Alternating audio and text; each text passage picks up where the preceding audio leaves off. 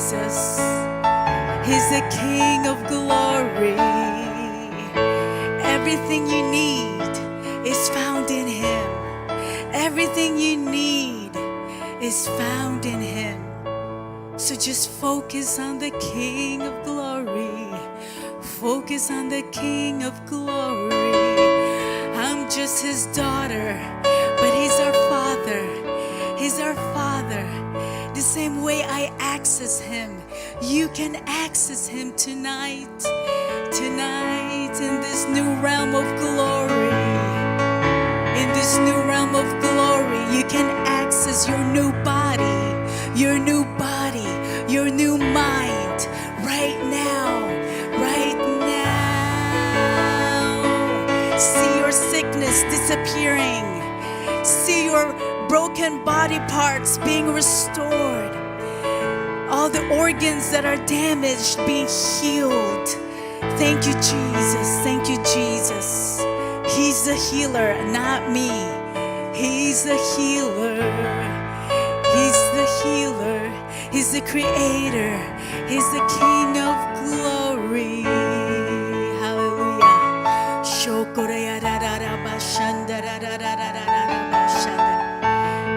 Somebody here right now, you have back problems. You have pain in your back. It's hard for you to sit sometimes for a long time, or even when you sleep, there's such a pain in your back. How many that's you go like this? Okay, I want you to receive your new back. There's new backs from heaven right now.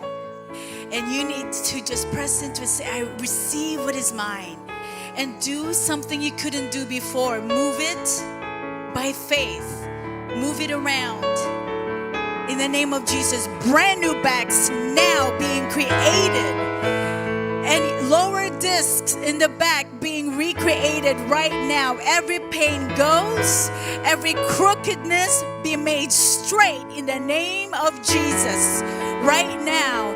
Any inflammation be gone. Every inflammation on the back goes now in Jesus' mighty name.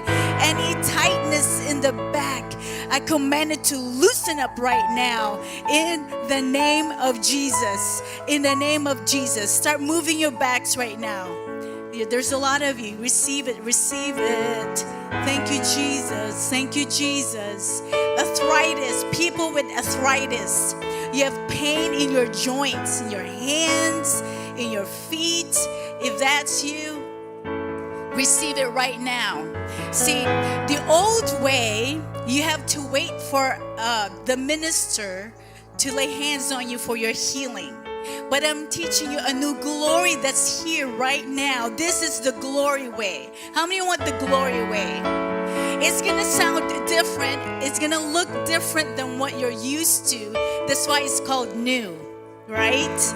New does not look like the old. So it may be uncomfortable for some of you, but it's okay. It's okay. It's the new thing, and we're gonna help you enter into the new thing. Amen. The new glory.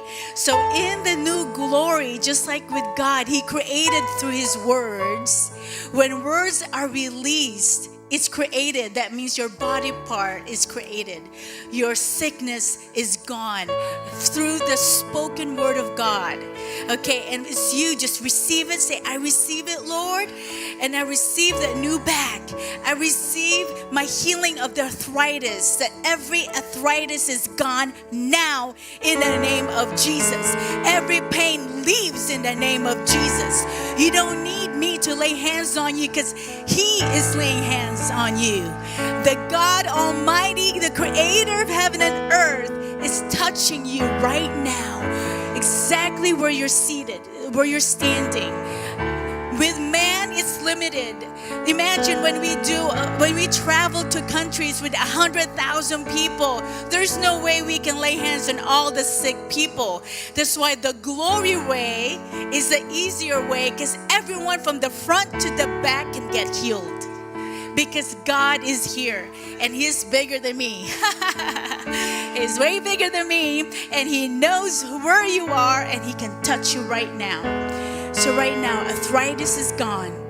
New backs are being released right now.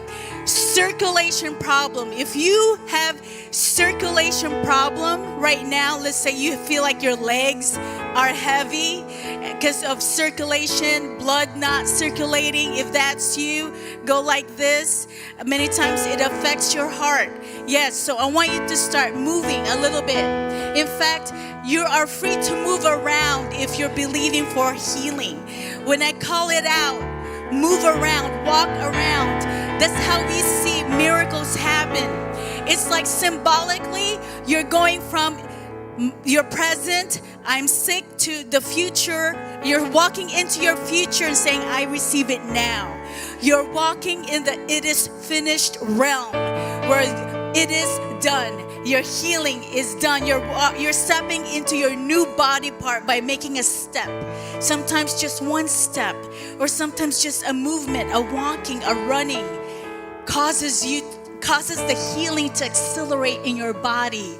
Amen. So that's you right now. Circulation problem goes right now in Jesus' mighty name. I command the blood to flow normally, to circulate normally. Remove all the blockages, God, in Jesus' name. Blockages in the heart, blockages in the veins, in the name of Jesus. In the name of Jesus. Receive it right now. Do something you couldn't do before.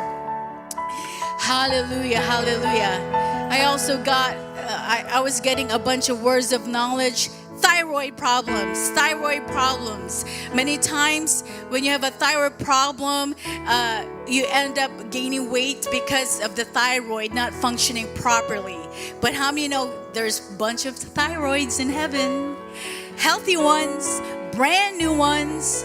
And so right now I release from heaven brand new thyroid in Jesus' name. We don't want the old one to be fixed. Why not just get a brand new one? That's one brand new one. It's like, I don't want my old car having to be fixed every week. How about a brand new car? A brand new thyroid in Jesus' name. Thank you, Lord God. Thank you, Lord God. Brand new thyroid in the name of Jesus. And the body to reset right now in Jesus' name.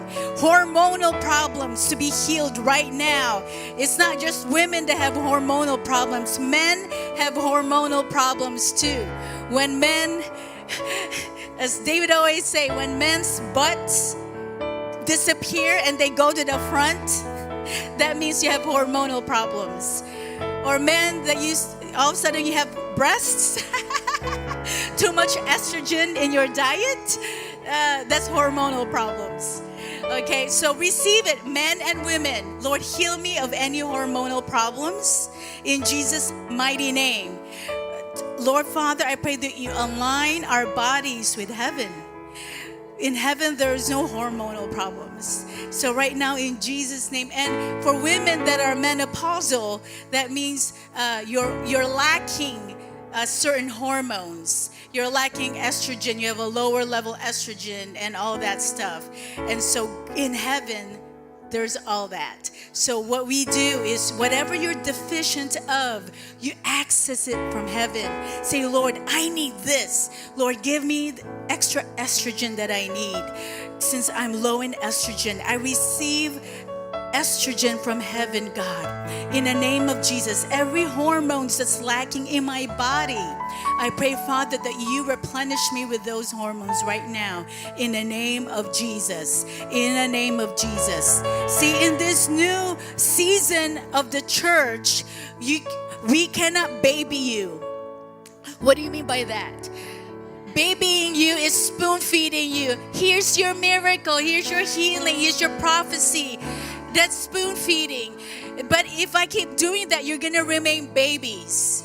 And inheritances are only given to mature sons and daughters. So if you want something from God, you want his inheritance to be released to you, you have to grow up. We have to become mature sons and daughters. That means I have to wean you. You know, like when you're breastfeeding, you have to wean them after a certain point. They can't be 10 years old and you're still giving breast milk. No. There's a point you have to stop and wean and give them solid food, okay? So I'm giving you solid food. This is Mama Stephanie talking right now. Mama Stephanie's talking right now, because I want mature sons and daughters to come out of you, for you to walk into your maturity, to be mature sons and daughters that all of creation is groaning to see, so you can manifest the glory of God wherever you go. And it starts with us. So spoon feeding is you looking for us to give you everything you need. Don't look at us. We are not doing a good job if we're making you dependent on us. That is not a good parent. A good parent helps you become independent and in a good way. So I want you to get it from heaven, because the fivefold, really, it says in Ephesians, the fivefold ministry is to equip the saints to do the great works. It's not that you just watch us do it and you depend on us to do it for you. It's so you learn how to do what we do, how to access Him. So I'm teaching you how to access your miracle, your healing. Amen? So if you're sick, I got healed of leukemia by just getting it from heaven, getting it from the Father. I couldn't wait for my pastor to do it, to pray for me. I said, God, I need healing now, and I need you to do it now. And I pressed in. It took 7 days for me to get it, but I got it. On the 7th day, the doctor said, we don't know what happened to your blood test, but you're completely healed. Your blood is completely normal. There's no leukemia in your blood.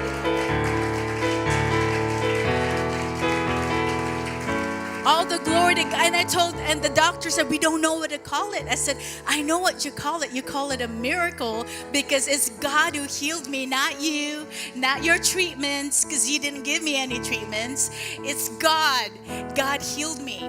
And every time I share this after the meeting, I have people ask me, can you pray for me, pray for me? Then you miss the whole point.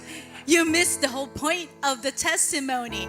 The testimony talks about how I got it straight from heaven. I got it from God Almighty. I didn't pull on a man or a woman of God for my healing. I want you to learn whatever problem you may have in your body, you can have your healing from heaven, directly from heaven. Because I know Malta is a Catholic nation, and the Catholic order and system, I know it because I went to Catholic school, an all-girl Catholic school, and I was a kid. So I know how they operate. And it makes you confess your sins to the priest, you go for confession, communion, everything is from the priest, right? And I was already a born-again Christian at that time. So I was exempted from doing all their communion thingies and confession things. Because, you're paying to go to private school. So my mom goes, you want my money? You gotta exempt her, because we're born-again Christians. We don't do this. So here I was, 3rd grade. How old is 3rd grade? What, like 8? Or something.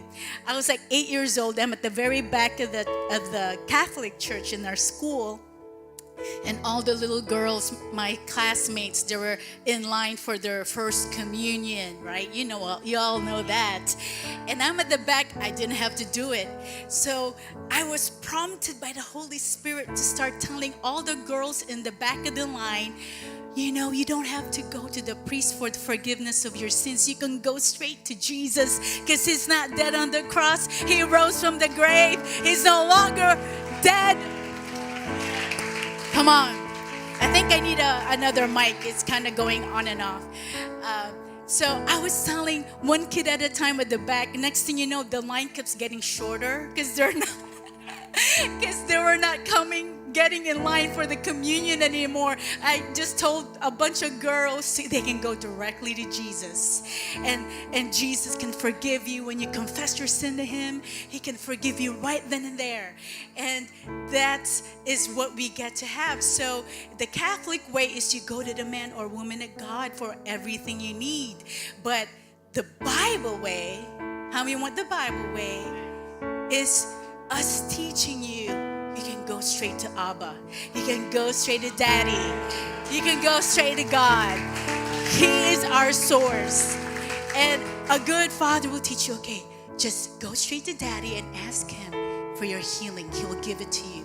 You got to learn to hear about your prophetic words over your life, even destinies. You know, on my 18th birthday, I told my family, my parents, I don't want a big party. Instead, I want everybody out of the house. I want the house all to myself because I want to fast and pray on my 18th birthday for my destiny. Because I don't want to waste years in college that I'm not going to do, that's not part of God's plan for me. Why waste all the years and money in school that God has no plan for me to do, right? So I did that, and my family left the house, and I had it all to myself, and I was just blasting the praise and worship. I was worshiping the Lord. I was dancing like crazy, praising the Lord, and then praying in tongues and seeking God. And then he gave me an open vision about my call to France and to Europe. And then I was like so overwhelmed by such detail of what he wanted me to do. I was so excited. I was like, this is the best birthday gift ever. And then so I was like, I knew I'm called to France, okay. But my dad, Asian culture, if you don't know it, is you have to be a doctor, a lawyer, an engineer, a professional field only. Anything below that is a dishonor to the family. So no pressure, right? No pressure. And my dad was so strict. I have to have all A's. If you have a B, it's like unforgivable. You have to be all A's. That's the grade in America, all A's. If it's a B, that means you didn't study hard enough. He was a perfectionist, my father. He was in the U.S. Navy. He thought you raise your children the same way they do in the military. Yeah. So he was super strict like that. Good thing, after a while, I said to God, my earthly father is doing a terrible job as a dad. Can you father me instead? Because he's doing a lousy job. Can you father me and teach me things that my father's not teaching me? I did that. I'm not joking. Seriously, I did that. And I didn't read it from a book or anything. I just got it from God. I said, God is a better father. And so whatever my father was lacking, I can get my Heavenly Father to teach me. Now, He's not easy on you. Just because you can't see Heavenly Father doesn't mean it's easy. Ooh, He put me to test. He tested me on obedience and everything. Oh my goodness, it was tough, but it was rewarding as well. So, I didn't tell you to sit down. Just joking. Now, there's healing happening right now. Okay, so stand up, let's stand up. Okay, I was doing that to explain to not spoon feed you with the miracles. Okay, Pastor said we have all night, so we're gonna do all night. Okay, the glory, we don't want to waste it. It's one thing to get the glory to come, but it's another thing to learn how it operates so that it doesn't lift. You want it to stay. Because if you only know how to make it come, but you don't know how to make it stay, it's like you're wasting the glory. We don't want to waste it, don't we? We want to have its fullness. We want to be able to let the glory have its way completely. And so normally we yield. Many times men like to get in the way of the glory. Oh, the glory's here. What do I do? And then they do things. It's better in the glory. You step back, you know. And let God have His way. So right now, God is healed right now, new body parts. Even if I did not mention your specific sickness, it doesn't matter. Because the glory is here. So whatever sickness you may have, even if it's cancer, you can say, cancer, remember David's preaching? You speak to it. You speak to sickness like you would to the devil, because it is the devil who puts it there anyway. You know, you don't have to be nice about it. Cancer, can you please go? No. You don't have to be polite when it comes to talking back to sickness, to the devil. You can shout and say, in the name of Jesus, you go.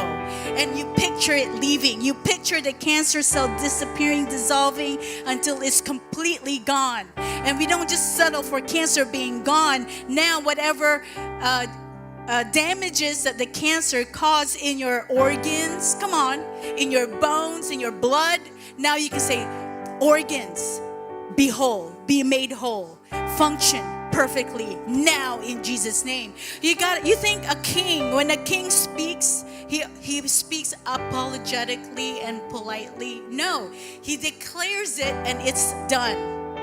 So the same thing, you're the king's kid. You're the child of a king. So whatever you speak, when you're speaking God's word, it's done. So I want you to practice right now. We're going to practice. Go to your neighbor. Ask them, do you have a specific sickness? Can I pray for you? You practice this. Come on, don't be shy. Okay, one thing about the glory is activation. Okay, you ask your neighbor. If someone is by themselves, go to them, okay? I want at least there's 2 people. What health problems do you have? And speak to it in the name of Jesus. I command your eyes to be healed. Eyes to be healed in Jesus' name. Cataracts to go in Jesus' name.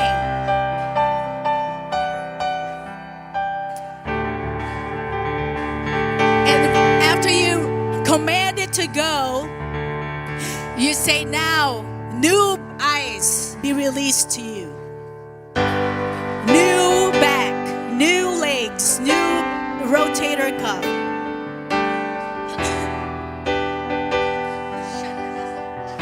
Okay, then after you do that, ask your neighbor to do something they couldn't do before. So if it's their eyes, okay, try to read this, try to look at this. Can you see that before?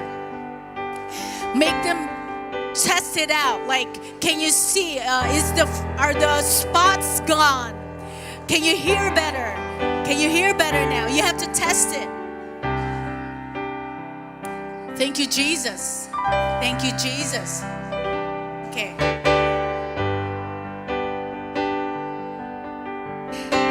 We didn't tell you, but this is boot camp. This is glory boot camp. In boot camp, we don't spoon feed. We train you to do it yourself. Okay? All right. Everybody did it? Now, how many of you see a difference in your body? Yeah. You have healing? Okay, come on, share. You feel a difference in your body? Come up. Not you want prayer. I want those who see a difference in their body, no more pain, or now you can do something you couldn't do before, and you can testify. Come on. The reason why we testify, if you can just make it a little softer, please, thank you.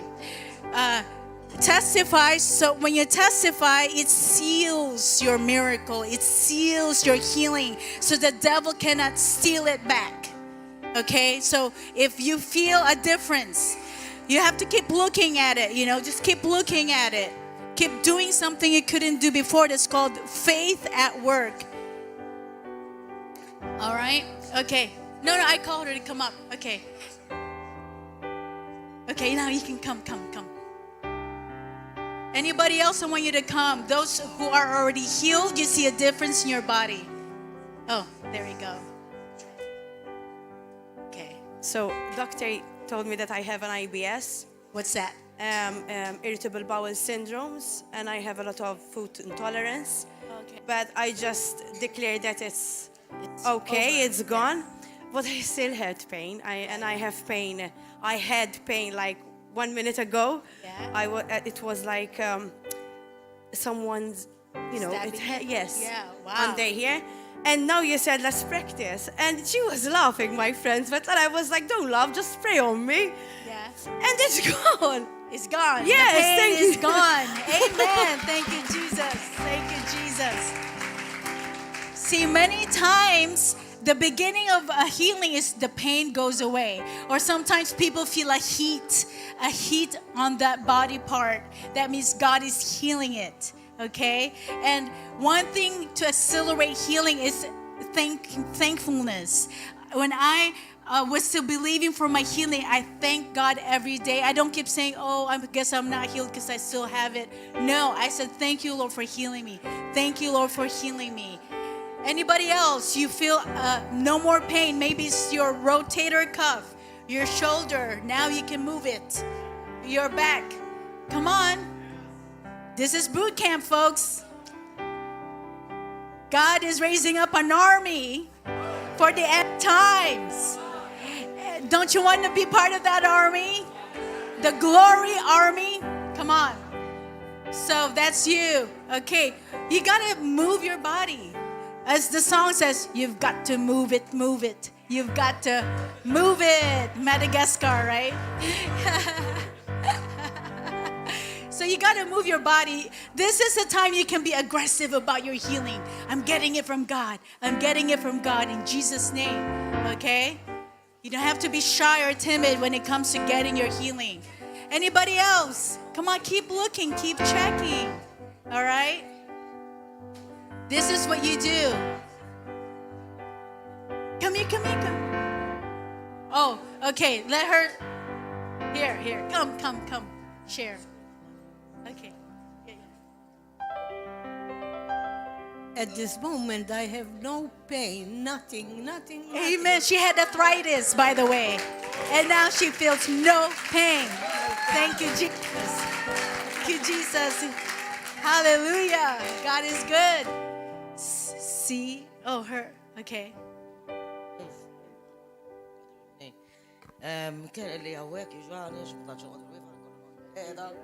She had pain in her side, like the hips. Sciatic nerve, yes. They go down to the knees. Yeah, I know. I hate those. It shoots down there to the foot. Yeah. I feel like when you make the hot water bottle hot. Oh, she feels the hot. She feels the hot. This not The on hot. not on my feet. Yes. Only this bit. Yeah. Now. That's healing right there. I'm It's all right. starting. See, we rejoice when it starts. Amen. Thank you, Jesus. Thank you, Jesus. Amen. Hallelujah. Anybody else? Any supernatural weight loss? Come on. Supernatural weight loss. Now, people ask us, can we call them all up in line for those who want weight loss? Well, that's not how God does it. We cannot force God to do it. Well, it always happens spontaneously in a glory meeting like this. Okay, I'm teaching you how to operate the signs and wonders.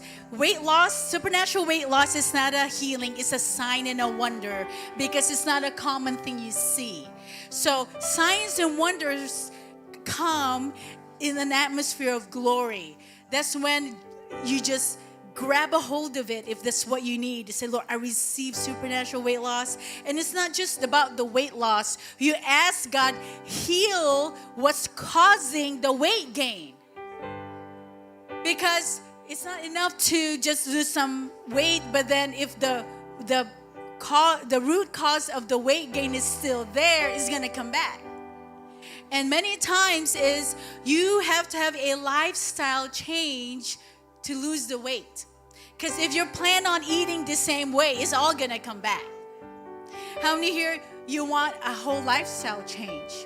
Because the glory is not just signs and wonders, it's a lifestyle. The glory is a lifestyle.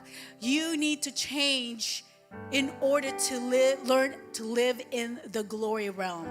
And I want you guys to learn how to live this in your home every day with your family, yes, with your spouse.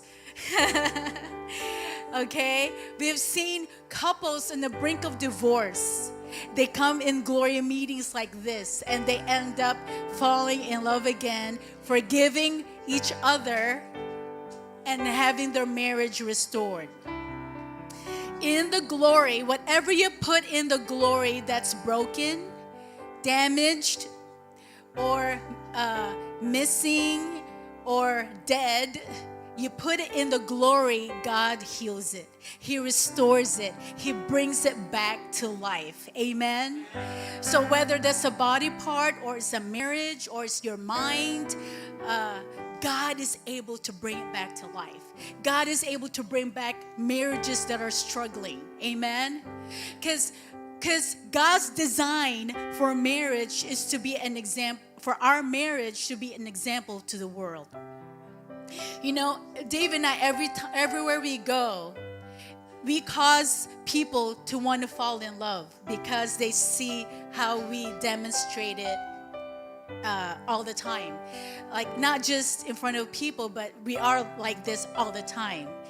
I mean, after 30 years of marriage, I am crazy in love with my husband and and not just crazy in love, happily married. We're actually, because there's some marriages, they're like barely can't stand each other, you know? They're just like roommates under the same house, but they can't stand each other. But there's not many that can say after 30 years, they're happily married. And it's because that's what living in the glory is. Our marriage needs to be an example to our children, to those who follow us, to those who watch us. When they see us, we were in France preaching, and this young adult girl, she's like in her early 20s. She said, you know, me and my friends, we didn't want to get married because we can see our pastor and his wife, they're not happily married. Yeah, they're telling us this, right? And you know, it made us not want to get married. But when we saw how you two, oh my goodness, you two are so in love, it's like as if you guys are just in your honeymoon phase, but it's living in the glory. Because to be married in the glory, it takes work. It's not for the faint of heart. It's not for the weak. If you don't like dying to self, marriage is not for you. Come on now. If you want to always have it your way, marriage is not for you. Because marriage is putting your spouse above yourself. It's making your spouse be your everything, respecting them, honoring them. And not talking about just the wife. I'm talking my husband respecting me as an equal. Because I'm not a lesser vessel. I'm an equal with my husband. God created man and woman in his image. Not one was weaker. We were all equal. It's just together we make a whole image of God. Because if you're abusing the other, then you're abusing the other half of God. Come on now. And husbands, the Bible says your prayers will be hindered if you're not treating your spouse correctly. All right, I'm stepping on some toes now. You know, we need to learn to lovingly speak to one another and how to communicate to one another without hurting each other. Like when my husband would say something to me, of course he grew up a different way. I grew up a different way. I'm from Chicago. I'm from the city. We just say it like it is. My husband is from Arizona, cowboy town. No. No, he's from a smaller town. And they're more careful with their words and, you know, more careful, more sensitive. And so, but I tell him, you know, we need to learn, like, if he says something to me that hurts me, I said, honey, if you just say it like, if you tweak it a little bit and just say it like this, it won't hurt me. But then you're still getting your point across, but it's in a way that doesn't hurt, right? Same way with our children. We're not supposed to hurt our children, right? The Bible says, do not hurt your children. And so, same way with the children. I teach people, do not yell in anger with your children or with your spouse because that wounds. You're not supposed to wound one another. I always, if you're still very hot and angry, go to the room and pray until you're cooled down before you discipline or correct. Because then you will wound the child, their feelings. They have such tender hearts, you know. So okay, I give it to you, God. Forgive me if I lost my cool. You know, I don't want to be angry. I don't want to discipline in anger, God. forgive me, praying tongues, shakarada. Okay, now you're cool. Okay, Holy Spirit, help me do this the right way. Speak through me, Lord. Okay. And I don't embarrass my child in front of the other children. I never correct in front of the other children. Unless they did it all together bad, unless they were all in it together. But if it's just one child did something bad, you pull them aside privately. Let me, talk to you. And I just talk. I don't yell. I don't scream. I don't belittle. I don't make them feel bad. I said, what happened? Explain to me. Why did you do that? And it says, you're not a bad girl. I have daughters, so I say girl. You're not a bad girl. What you did was bad. But you're a good girl, and good girls don't do that. And then I show scripture in the Bible, and it said, Mommy's doing this because I want you to grow up to be a good girl. And you can do that through God. On our own, we can't, but God will help you. And then I always end with a prayer and a love. And I say, I love you. That way, when God corrects them, they won't think it's bad. They will embrace it and not resist it. We have to show this how God operates. So I would do that. And then my daughter would pray on her own after I do all this. And she would say, God, please change my heart. This is my little girl praying. I don't want to do bad things. Please change my heart. Because I only want to do what pleases you. Amen. It makes you cry because it's like, oh, my little baby understood everything. I'm so proud of her, And it's because I showed the example of how a loving father corrects and disciplines. He never disciplines out of anger. He's not this big guy on the throne with a stick and waiting for you to mess up and spank you and embarrass you and humiliate you. No, he's not like that with us. So we need to be a reflection of the Heavenly Father to our children. And that way, because when you embarrass your child to the other children, then they're gonna see correction and discipline as a negative thing. And it affects their self-image, their confidence, so I ended up producing overconfident children. Because when they're in a love environment, they get that confidence from heaven, a godly confidence. Not a pride thing, but a godly confidence where I'm a child of God. I can do anything because of Him. I don't know why I shared that. It must be for somebody. I'm just being led by the Lord, And also, learn your spouse's love language. I don't know if you know that here, but in America, there's a book called The 5 Love Languages. Because that means I have a different love language, which means I have a different way of giving and receiving love.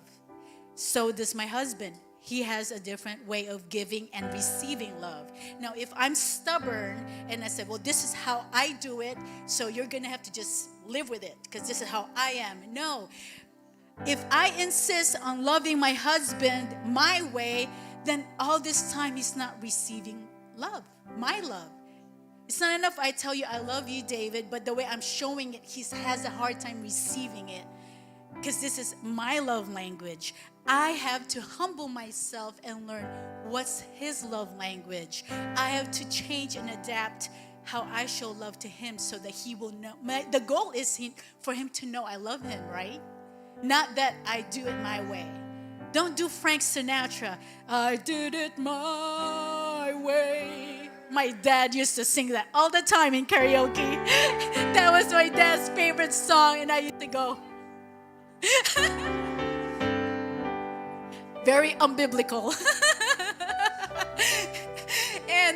And so, like my husband, his love language, one of his love languages is words. So I praise him, I encourage him. I don't say harsh words to him because it would wound him. So I do good words, build him up. I'm his number one cheerleader, And what else? And attention, like he loves, I give him undivided attention.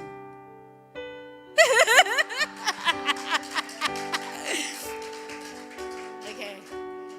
To where honey, he's telling something. Okay, what do you want, honey? I'm all yours.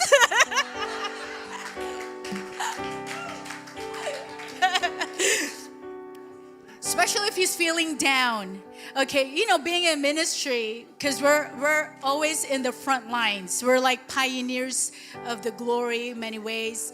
We've pioneered the glory since 1999. That's like way back before it was known, you know. And, you know, you get a lot of attacks. And so how much harder it would be if me as his wife joins in on the attack and make it hard for him, right? So if I see he's being attacked by all these other jealous pastors, I sense in the Holy Spirit, my husband needs me right now. He needs me to encourage him. Honey, forget what they say. What matters is God thinks you're awesome. God thinks you're his son. He's proud of you. He's proud that you're willing to obey him even when nobody, you know, is for you. You continue, you do that. And then when I'm down, he's my number one fan and cheerleader. He cheers me on. My love language is affection. I love touch. I love hugging people. In our conferences, I'm known for my glory hugs. I hug people. That's how I have demons come out from my hugs. I've had people healed from my hugs. I get people start working for our ministry from my hugs. And I need touch. If you want to let me know you love me, you got to touch me. So my husband, you know, he learned to just touch me, you know, like play my hair, hold me, kiss me, you know, because it's my love language. If he doesn't touch me, I feel like a plant that's withering. No water. I have no water for a week because my husband didn't touch me. Oh no. Like, you know, just like touch, like contact. Like, you know, it doesn't have to be sexual, you know what I'm saying? It's just like love touches, you know? And although he'll learn that, like sometimes he would just like reach out and touch, hold my hand, you know? We still hold hands even after 30 years. We're holding hands even when we're in bed. We're sleeping like this, holding. Okay, that's one of our secrets.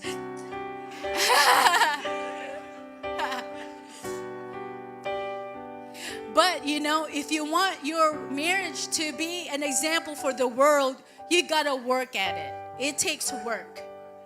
It takes humbling of oneself, okay? Marital problems come from one being too proud to humble themselves. Like, you know, you got to be both submitting to one another, humbling yourselves to one another. You know, as big as a man my husband is, he's not afraid to humble himself to me, to his own wife, and defer me and lift me up and let me have, you know. And honestly, we were able to speak truthfully to one another, and because we're each other's best friends. We're not just lovers, we're best friends. So he can tell me, okay, things I need to work on, and I can tell him what he needs to work on, and we receive it. Because if we can't receive it from the people who loves us the most, then who are we going to receive it from? Come on now, right? And how can we teach it to others if we're not doing it ourselves, right? We have to be the example. So I don't know why it's not in my notes. I tell you, this is not in my notes, but do you guys are being blessed by this? I don't know. Are you being blessed by this? But this is part of the glory. Maybe you don't hear this part of the glory message, do you? Nobody preaches glory in the home, glory in the marriages, right? But I think it is an important message for the body of Christ, because it starts at home. You know, what we give to the church should only be an overflow of what we have at home. If it's two different things, then what you're producing in the church won't last, because you cannot fake it. You cannot fake what you're producing in the house of God if it's not the same in your own home. What makes it real is what we do in the privacy of our own home. And I'm being honest with you, this is what we've done. I mean, we've gone through how many times over being in the mission field. Imagine we're in the mission field without our families. So you don't have that family support. And yet we only had one another. And now we're at our age where our kids are out of the home. They're all adults. And some marriages cannot handle it when the kids are all grown up and gone. Some marriages end in divorce because they realize they can't stand each other without the kids around. Because they've been awful to one another and it's only the kids keeping them together. And that's sad. But there's hope for you today. If that's your situation, there's hope to turn it around. Because with the kids being gone, we were able to work on each other and be with each other and to fall in love with each other and to adjust. We need to adjust ourselves. Like now it's not just about my world, it's about his world as well. I have to value his world and enter his world and see what he needs. And same thing with me. He sees my world, as we say, it's not all about you, honey. Now that we become one, becoming one is when he integrates me into his life. That's what becoming one is. Him integrating me as a valued part of his life to where he would prefer me above himself. That's what Jesus did. He sacrificed himself for us. That was an example of his love for the church, and the church is his bride. So we have to have sacrificial love for one another. And that communicates to our children, that gets communicated to our followers, our disciples, amen? I mean, everywhere we go, even in the airplane, they think, are you here for your honeymoon? Because they see we're so in love. We're like, oh, sure, I guess our 30th honeymoon. I say dating is not, I wrote a book called God is Your Matchmaker. A lot of this is in my book. God is Your Matchmaker is when God puts two people together. And the world's way is the dating system. You date different people till you find the one you want. That's not God's way. Anyway, so if you want to get my book, it's on our website, thegloryzone.org, and it's called God is Your Matchmaker. So anyway, so here is where it's important to just live in the glory realm. God wants me to teach you how to live in the glory. How many want this to be part in your home? The glory in your home. Now, when Pastor had a word about the whirlwind, what the Lord showed me was the whirlwind that he was bringing is to uproot old structures. The wicked structures, even in the church, the old structures of how we do church, the old structures of how we do Christianity, if you will, okay? That whirlwind, because in order for the new to come, we have to get rid of the old way of thinking, old way of doing things. Even the way you pray becomes different in the glory, in the new, because there's a new move that's coming, but you have to prepare yourself for it. You can't do the same thing that you've been doing and expect the new glory to come and for it to stay. If you want the new to stay, then you have to make the proper adjustments. You have to, even if what you've been doing all these years have brought you success, that sometimes that's the hardest to give up. But we have to give that up. Not that they're bad, it's just God is doing something new and we have to make room for the new. In Isaiah, everybody have their Bibles? Everybody have their Bibles? Yes? Okay. Isaiah 43, verses 18 and 19. Isaiah 43, verses 18 and 19. Do not remember the former things, nor consider the things of old. Behold, I will do a new thing. Now it shall spring forth. Shall you not know it? I will even make a road in the wilderness and rivers in the desert. Now you might think Malta is like a desert, a dry place spiritually, but he's able to make a road in the wilderness and rivers in the desert. He's able to bring river of glory in your nation. But the point is, you have to know it when God is doing something new. Don't keep going back to the old way when he brings the new thing, okay? Because that's the tendency. We have a habit of, because it did us good, it worked for all these years, you want to keep doing it. But I don't know about you, but I follow the cloud, not the crowd. When the glory cloud moves, most churches think, okay, the glory cloud moved, maybe if I keep doing what we're doing, it's going to come back. It doesn't work that way. You follow where the cloud goes. You don't try to make it come back to you. It's not you that makes it. You are the one to do the changes and follow the cloud when it moves. Because the glory is alive, it's not dead. Something is dead means it's no longer moving.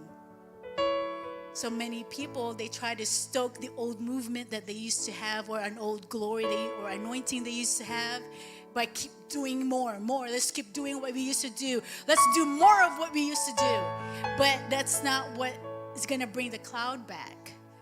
It's dropping what we're doing and, okay, Lord, I'm willing to forsake the old and I will pursue the new. Amen. In Mark, you're still following me? Okay.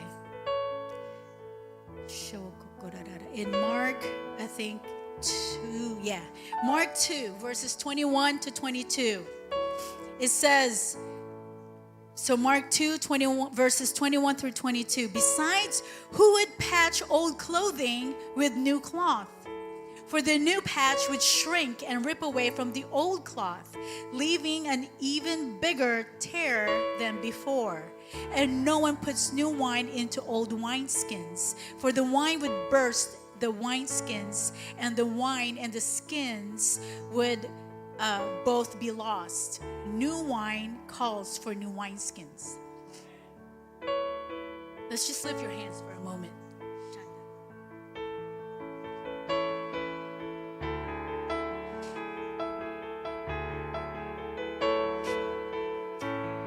Thank you, Jesus. Thank you, Lord, for the new glory you're bringing here to Malta. Thank you for the new glory that you're bringing in this region of the world. Lord, we want this new glory. We value this new glory. And with that, Lord, I pray that we learn to have new wineskins. Help us to be uncomfortable in this new glory, not to be afraid to be uncomfortable, not to be afraid to be vulnerable all over again. Because when we're in a place of vulnerability, that's when you move even stronger. That's when you move in the greatness of your power and glory. Not because of what used to be, because of what you are presently doing. And you are doing a new thing here in Malta right now. And there's a new harvest. There's a new glory he's bringing for the new harvest of souls. And those souls will not come into the kingdom the old way.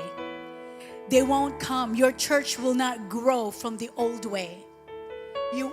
God wants this church to grow, but it has to be from the new way, a new structure, new wineskin.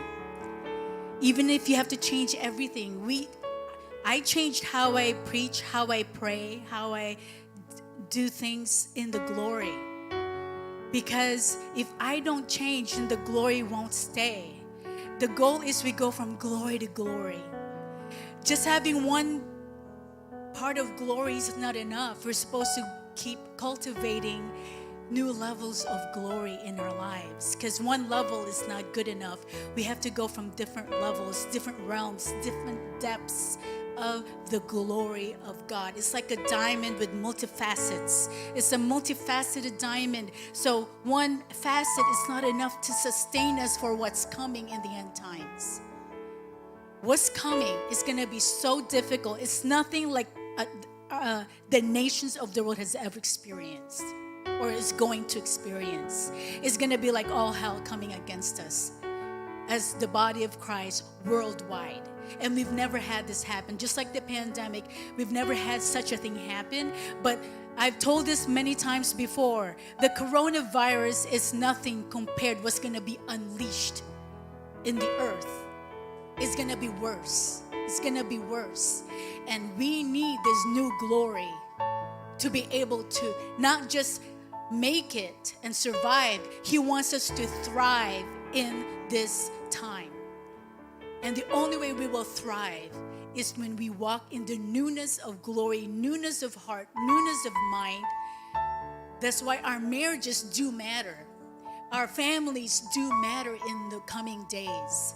Because the Bible says in the end times, a daughter will come against a father, right?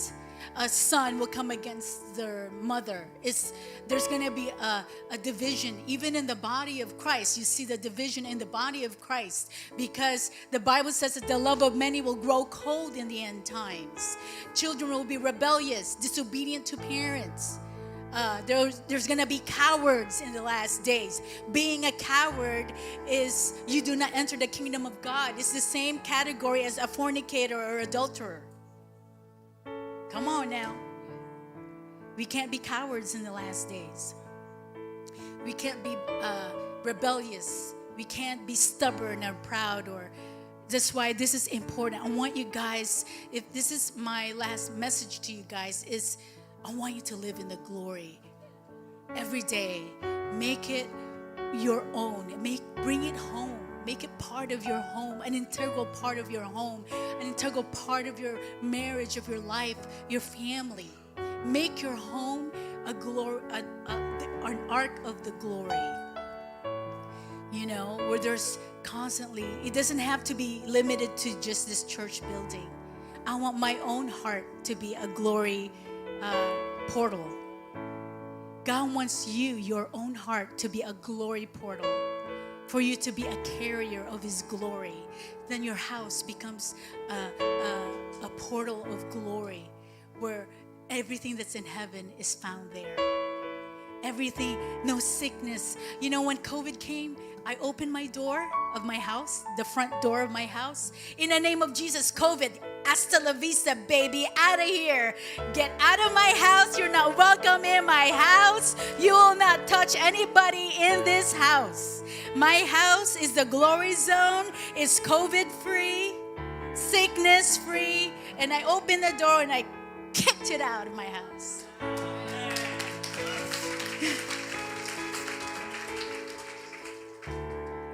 Strife, division, kick it out of your house. You know, the many Christian marriages end up in divorce during the COVID, the lockdown. Many because they were in it for just the blessing and prosperity.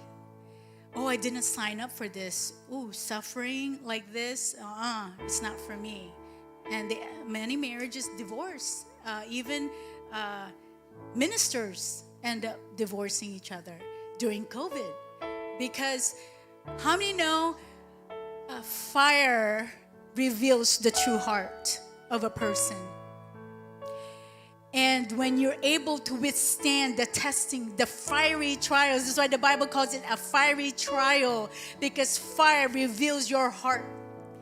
And when a fire is put in your marriage, does it make it better or you become bitter? Oh, come on. Mama Stephanie's here. You still love me? You know, people love it when I speak truth because I do it with a smile. I put a lot of love juice when I say it. That's how it's supposed to be. You know, the word itself is powerful. You don't need to add your right?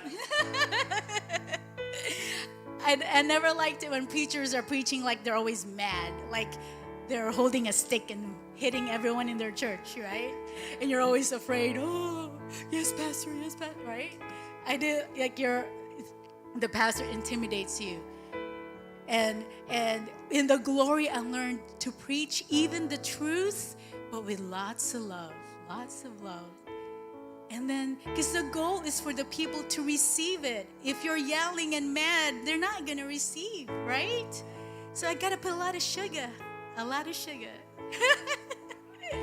I love you guys, and God wants you, more than you want this for yourself, He wants you to have this.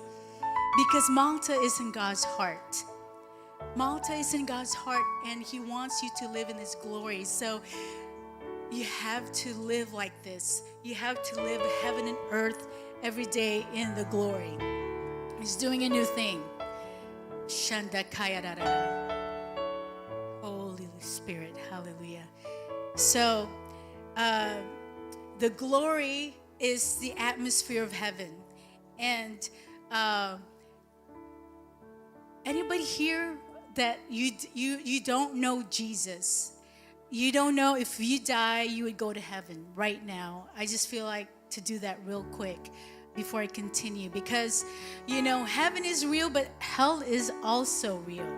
There have been so many people that God had shown hell to them, And hell is a real place. It's not a party. As people think in the world, there's going to be a big party in hell. Are you kidding me? It's torment, and it's eternal torment, and there's no breaks. Like you feel your flesh is being burned day and night and day, and hell and heaven, your senses are magnified. It's magnified. Like in heaven, everything is magnified. Like the colors are very vibrant and alive. Everything in heaven is alive. Like I've had times I've been to heaven, and when I would just worship, I would partake of the worship service in heaven. Even my hair is worshiping the Lord in heaven. I have naturally straight hair being an Asian, but in heaven, it would worship the Lord. It would twirl and curl and worship the Lord like that, like it's alive. Every part of me is worshiping. Now I understand why the creatures, I say, holy, holy, holy, they're seeing this 24/7, because every part of them is worshiping. My eyelashes are worshiping. My toes are worshiping. Every part of you. Like for some of you, maybe you're not a dancer like pastor, flexible and all that. But in heaven, you're able to do all the acrobatics in heaven. Woo! Yes. In heaven, we're so much more limber. We're so much more flexible. We're like, I used to dance too. So you're flexible in heaven. You can twirl. You can do a headstand worshiping the Lord. You can do awesome things in heaven. And then so I want everyone here to be able to go to heaven when it's time, when you die. So how many here, you are not sure you're going to heaven 100%? Like if something happens to you, you want to make sure that you go to heaven. Raise your hand if you've not known Jesus as your personal Lord and Savior. I'm not talking about He's God and everything, but it's one thing to know Him as a religion, but it's another thing to know Him in your heart as your Lord and Savior, to where when you talk to Him, He actually talks back to you and hears your prayers and answers your prayers. Amen. How many are not sure they're going to heaven and you want to be sure tonight? Raise your hands. Anybody? Anybody? Anybody? Come on. It's an invitation. It's a joyous thing to know for sure that you will go to heaven, that you have a relationship with the Lord Jesus Christ. I thought I was going to die as a teenager when I had leukemia. And at 16, it was really really bad, and I almost died at 16, but God healed me supernaturally. And that's why I dedicated my life to the Lord. And I said, God, thank you for giving me a second chance to live. And because of that, I give my whole life to you. My life is no longer mine. It's all yours. And you can do as you wish with it. And I never regretted it. I've been so blessed. I've been so blessed seeing him do awesome things through me. And I just want that same thing to happen to you. Anybody, you want Jesus to be sure as your Lord and Savior, to have him in your heart. Anybody? I guess they're all good. No? No, there's some here. Come on now. Okay. So I love my husband's analogy. He's got sometimes a very graphic mind. He would say, for example, let's say you walk out of this church and a big semi-truck hits you. How many here know where they're going to be besides all over the floor, all over the street, pieces of you all over the street? Where would you be, your soul, your spirit? Would you go to heaven or hell? And you know, many times you only have this opportunity because the devil wants you just as God wants you, okay? There are two beings who want your life, the devil or God. And the devil always wants to steal, kill, and destroy your life. He's never the good guy, never. He never has good intentions. And growing up, going to Catholic church, being a Catholic per se, or any religion really, it's not going to save you. It's having a real relationship with Jesus. That's what saves you.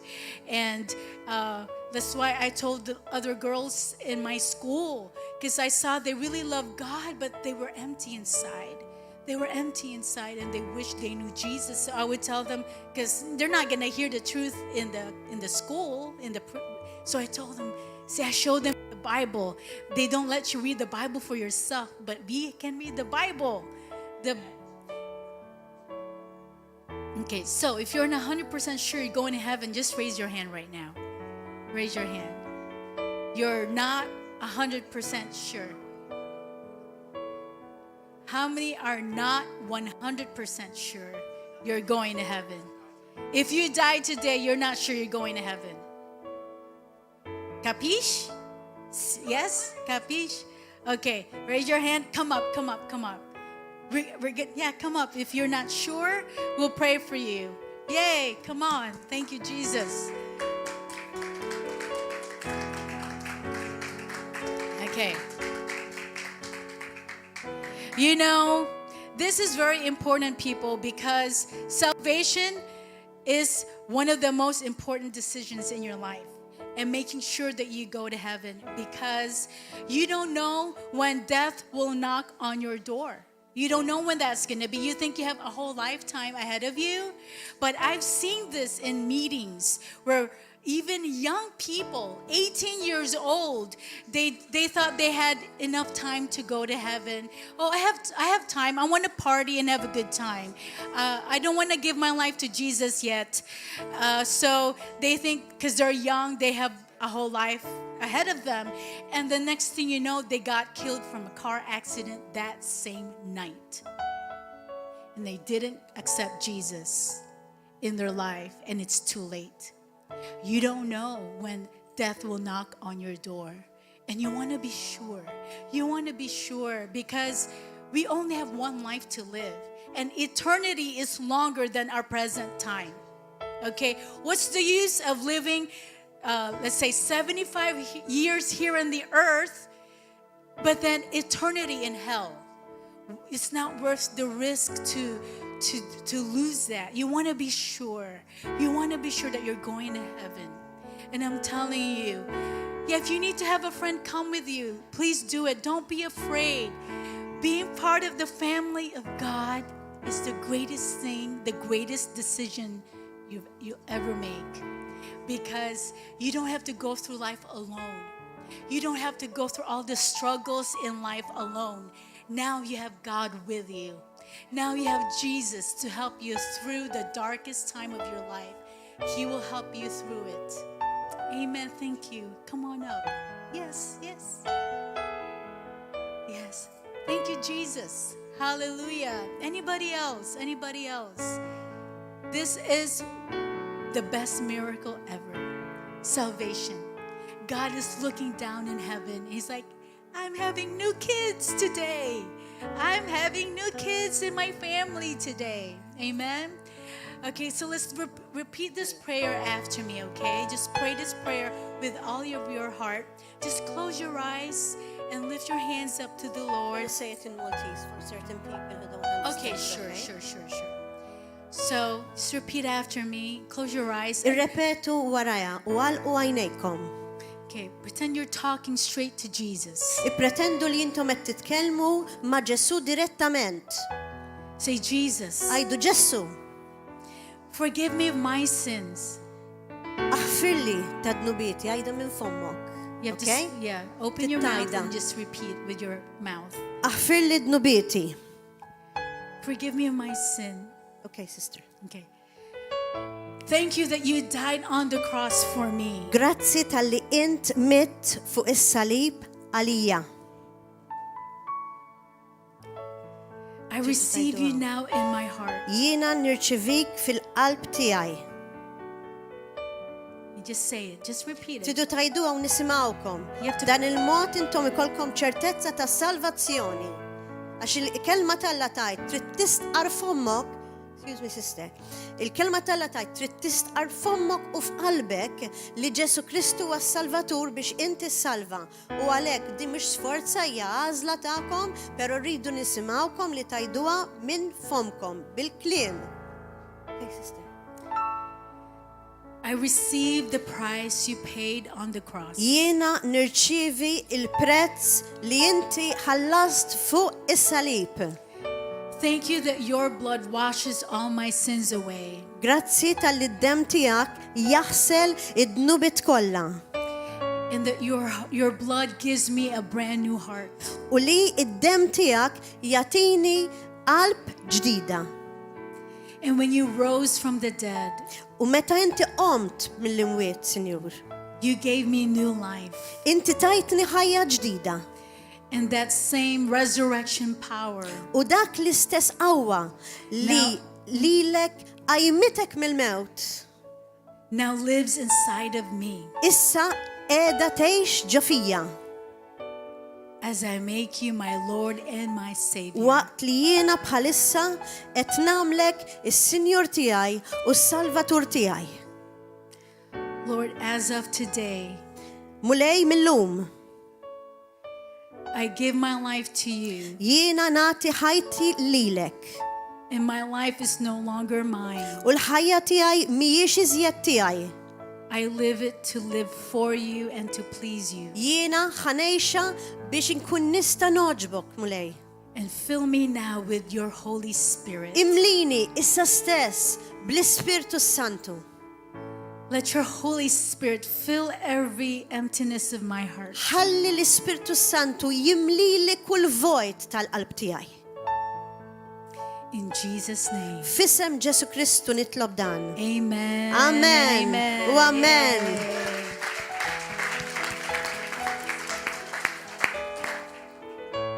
Thank you, Lord. Amen. I welcome you to the family of God. Amen.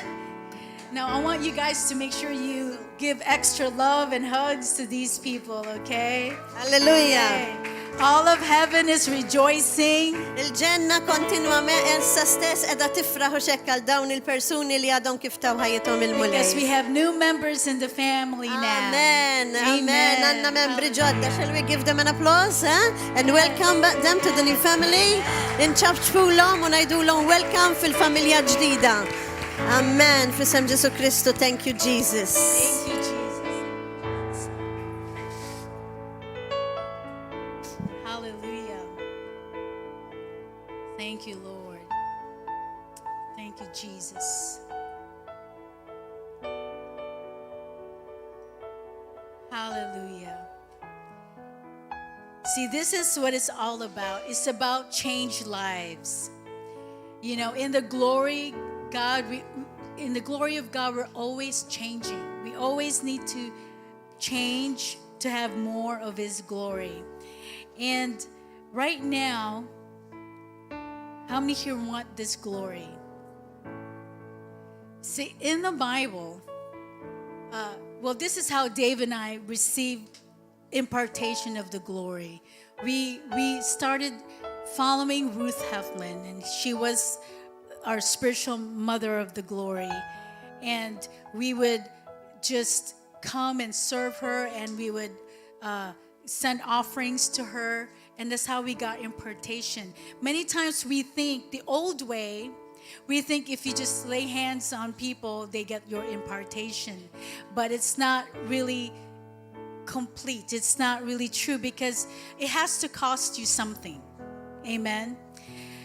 Impartation is not cheap like that, you know, where you just touch or spit on somebody, or, you know, holy spit, right? Get the impartation. We've had people who, in some parts of America, they give you like a towel to wipe your sweat, you know? And then some people would keep that towel. Ooh, I received the impartation, because they had their sweat on this towel, and I keep that towel for impartation. No, real impartation has to cost you something.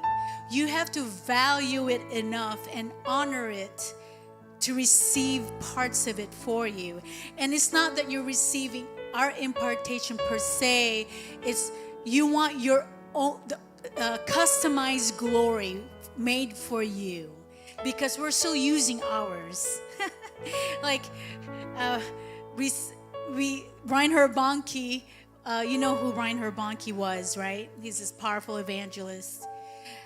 I love his German accent. He's so fiery, you know. He had the book called Evangelism by Fire. I will depopulate hell to populate heaven, you know.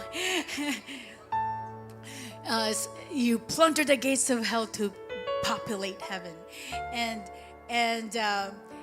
this guy comes to him and says, I want impartation. I want your mantle, right? And then he says, Why would you want my mantle? I am not finished yet. He's still using it. You know. So Elisha did not get double of Elijah's until Elijah went away and he was done with using it. So it's not biblical to ask a preacher, I want your mantle or your anointing, when we're still using it.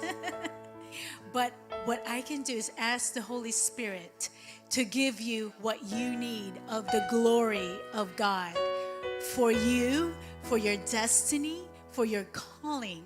Amen. And I'm able to release that from heaven. But again, it has to cost you something. See, Dave and I, we've moved in this glory since 1999. And back then, it wasn't popular at all. And we've seen all kinds of signs, wonders, and miracles. I've said earlier, for those of you who haven't heard me share it, it's in the other service. Was it yesterday? Yeah, yesterday. I advise you to go listen to the messages of David and mine about the glory. We've seen gold dust. My baby was born with gold dust in France. We've had all kinds of manifestations of glory. We've even had jewelry turn from silver to gold. We've had, I've seen this in my meetings, where all the metals that are fake, that were copper, even plastic, they're all turned gold in my meetings. In America, this was in Arizona, shoes were turning gold. Plastic, you know, the bling bling clothes you have turned to gold. Watches that were white or silver turned to yellow gold. fake gemstones that were plastic, were not real gemstones, that were purple. God turned them completely to white diamonds. I mean, this was crazy. That's called signs and wonders. We've had oil, not just, some people call sweaty hands oil, but I don't consider that oil unless it's oozing out of your hands enough to fill a bottle. I mean, I'm talking about like a fountain. It's oil bursting out of the hand. You can fill a bottle with oil coming out of your hands. We've had all kinds of stuff like that. I've had in my meetings old people with all white hair, they're turned to black, and their original hair color. I know there's some fake blondes among you. You don't want the original color. Just joking. But I've seen you like it like that you can keep it like that. But we've seen white hair completely turn in front of everybody. One time this old lady, she came with her girlfriend. There are two old ladies. They're so cute. They come to the last night service of the conference. So they missed all the other meetings. This was in Sedona, Arizona. It's a tourist town. So there were tourists. And they heard about the meetings. So they came. And it was my meeting. And then she got healed of a back. So she just came to testify about the healing she got of her back. But how many know God is a great God? He gives you above what you ask or think. So she comes up, and her white hair, and she has all white hair, started turning black in front of everybody. So she was like, and I was like going like this as I'm looking at her as she's testifying. And she goes, "What's the matter?" She says, so I asked her, "Was your hair like this, like salt and pepper, like black and white?" She says, "No, it's all white." I'm like, "Are you sure?" She says, "Yes. Do you have someone who can confirm this?" And she said, "Yes, I have a girlfriend, my friend. She's with me." And she stood up and she says, "Yes, she has all white hair." And I said, "Then what do you call this? Why does she have black hair now? It's turning black." And they were like, "Oh my God." So it was a big crazy. Everybody started clapping their hands. "Thank you, Jesus." And from that miracle, all of a sudden, all the metals, whether it's copper, silver, tin, fake metal, they all turned to gold. Diamonds, God just decided to upgrade everybody's jewelry and things, like it was crazy.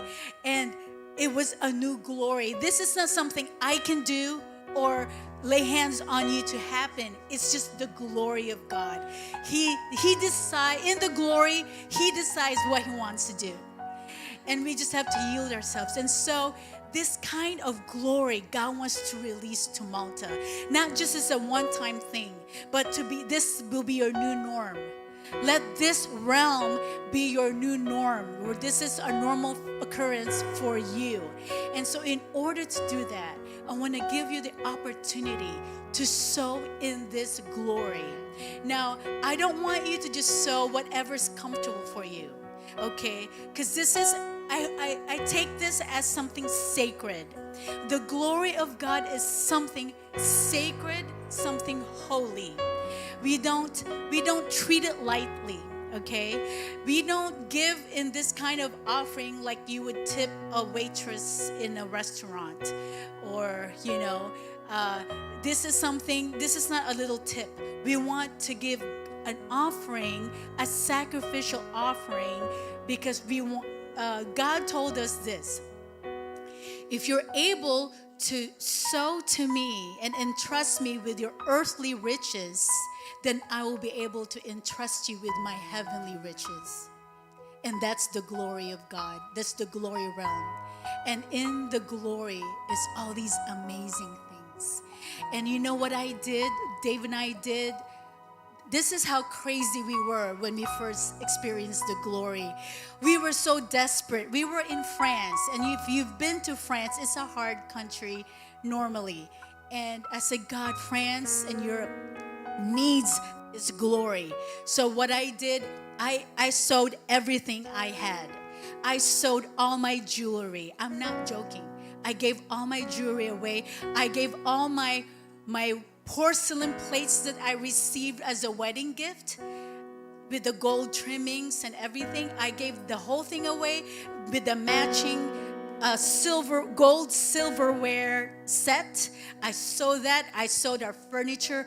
We sold and gave our cars away, and we were living in the countryside where there is no public transportation. So when I say we sowed or give in the offering a car, that means it was a sacrifice, because that was our way of transportation to preach everywhere, and we gave that up. We were eating with paper plates and plastic cups and plastic spoons and forks because we just gave everything away. That's what I call desperate. When you're desperate, you don't hold on to anything you have. You see everything you have as a seed. And that's what Dave and I did. We sowed everything. We had no more furniture. We were sitting on the floor like the Japanese went to eat on the floor with paper plates because we just gave everything away. Because it's how much we value the glory. Okay, you can't tell me, oh, you got the glory easily. No, we gave everything away. That's why in the Bible it says to the rich young ruler, can you forsake all your riches and give it to the poor to follow me? He's like, no, I can't do that. So in the same way, God is asking, do you want this glory? Do you want to take ownership of this glory? I'm not asking you to give your car away or your houses away or anything like that. But I'm asking you, ask the Lord, what do I have that is of value that I can sow into this glory so that I can receive the impartation? It's called the divine exchange. You give something of value to you, to God, and in return, He gives something of value from heaven back to you. There is no release of the heavenlies without you first doing your part in sowing to heaven. You can't have a harvest from heaven if you're not sowing to heaven first. And there's a saying in America, nothing sown, nothing grown, meaning you sow nothing, you reap nothing. It's not enough just hearing these messages, because we can hear it but not really have it. You can listen to all these revelations, but it's unless we put our money where our mouth is, we put our offering unto the Lord and show, this is my heart. My heart is to worship you through my offering because I value the heavenly riches. I value this glory. And I'm telling you, we never regretted it. After doing all that, we had way more than what we gave God. We ended up, so we had a French car. It was a French Calanque. It was called Calanque. I think it was a Citroën. It was an old car, but that was the only car we had. We prayed for 2 years for a car, and finally God gave us a car. It was an old car, but it was an Old Faithful, and it took us from point A to point B. But it was not the best car, but to us that was the highest value thing that we owned. And so we sowed it in the glory, and guess what? A couple months later, God sent us to Germany to preach.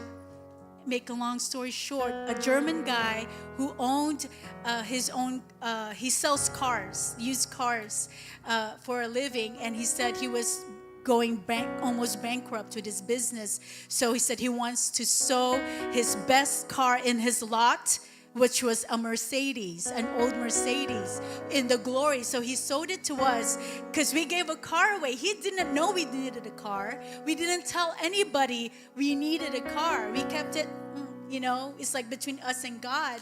And God used that German guy to give us a car. And so, see, it was an upgrade from a French to a German car. Whatever you give to God, even that's your best, He always gives you better. He always gives you back better. Not only did we get back more materially of what we sowed, but yet we received something more precious from heaven. Everywhere we went, the glory would explode and all these manifestations would happen. For many years, everywhere we went, it didn't matter if it's a first world country or a third world country, rich or poor country, it was the same glory that would come down. It would come down, and not only that, money would start multiplying in people's bank accounts. In America, we would preach in bad neighborhoods in America. In fact, this was in Arizona. It was like very poor, very poverty-stricken area. And we preached there for a week about the glory. And this old lady lived in a very bad neighborhood.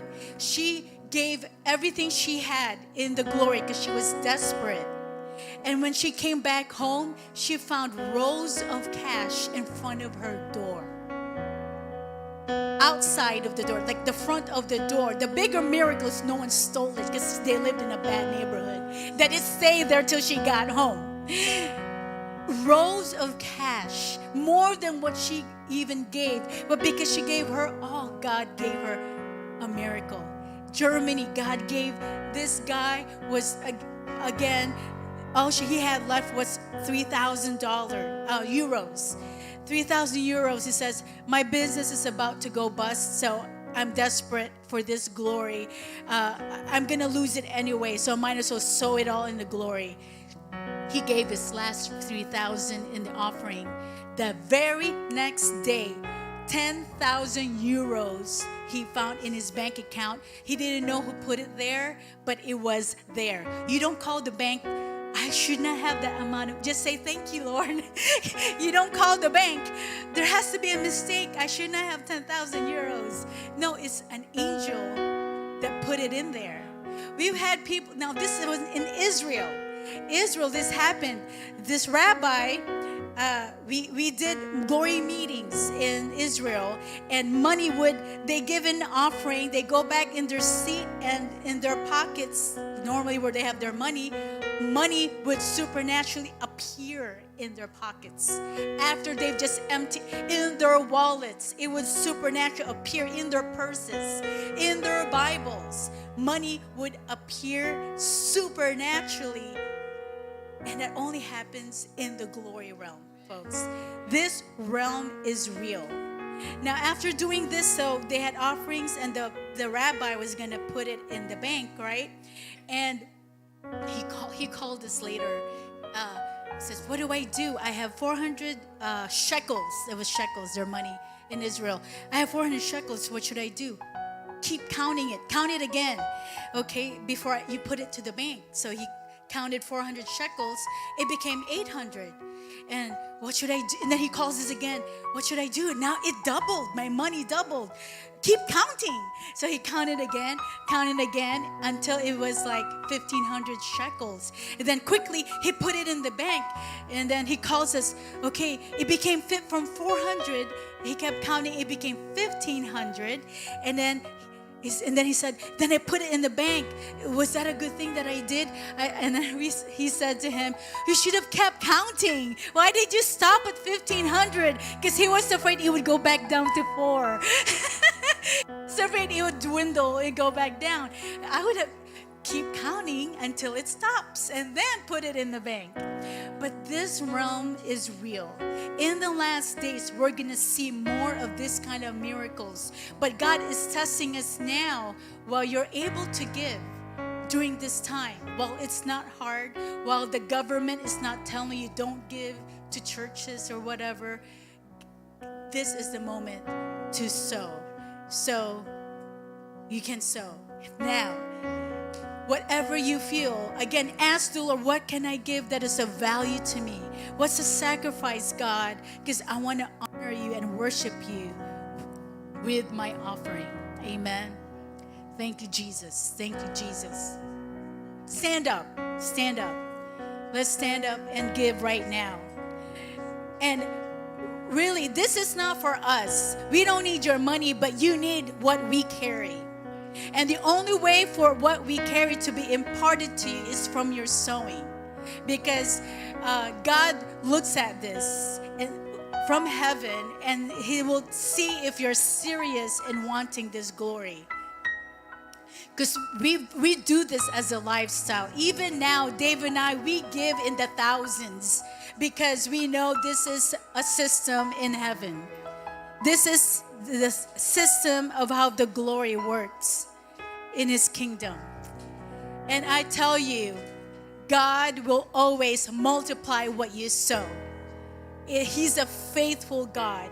And not only will he multiply the finances of what you give to him, he will also give you the glory that is in heaven. Heavenly treasures will be imparted to you. I told people, ask me, but what's a sacrifice? I said, well, if it's something that's easy for you to give, then it's not a sacrifice. For me, what I gave in the glory is something that required faith to give, faith to release. That's what's a sacrifice. It makes you say, ouch, when you give it away. That's what's a sacrifice. If it's something easy to give, then it's not a sacrifice. It has to be something that's requires faith to give. Thank you, Jesus. Thank you, Lord. Come on. Just come up right now and just give. This is your chance to receive impartation of this glory. Thank you, Jesus. And even in the offering, we've seen people healed, lose weight. Even in the offering, we had a Muslim woman from a Muslim country. She was Muslim. She gave in the offering, and she had multiple scoliosis where her spine was curved. When she gave in the offering, it straightened up. You heard it cracking. It was like she gave the money, and then it went crack, crack, crack her back. And then she didn't understand. She's a Muslim. She doesn't know about this stuff. She said, can I have the mic, please? And normally you don't give a mic to people like that. But the Lord told David, give it to her. And she said, I'm a Muslim woman. I have multiple sclerosis, which is a curvature of the spine for many years. But I gave money to your God, and your God healed my scoliosis. I want your God. What do? I want your God. This is during an offering. Do not think offering is not part. God is the one who invented offerings. It's not from us, it's from God. So do not limit the kind of power an offering is, because offering really is an act of worship. What we hold that has value, we give it to the Lord. Amen. Okay, guys, ready? Let's stretch out your hands. Heavenly Father, I just thank you for those who have sown in the offering. Right now, I ask you for impartation of your glory. I pray they sow their earthly riches to you because they value you and your glory. I pray in exchange that you release a glory that they need, God, a glory that they will take ownership of this glory, that they will be able to take it home with them and live and move in this glory in the name of Jesus. And I pray for multiplication of finances for them. Oh God, I pray as they give into you that you will multiply what they've sown 100-fold, God, even 1,000-fold. Deuteronomy 1:11, 1,000 times what they have given to you. And I pray from this point on that they will see new manifestations of glory coming to them, in them, and through them. In Jesus' mighty name. Amen and amen. Let's give Lord a hand. Thank you, Jesus. Hallelujah. Well, praise God, all of you YouTube viewers and Facebook viewers. We see you tomorrow morning here. We want to encourage you to come and hear and receive impartation here present with us. Tomorrow we start here around 10:15. We're going to go a bit 15 minutes later than normal. But come and expect to receive your healing, receive your miracle, and receive a mighty impartation of the glory of God. God bless you.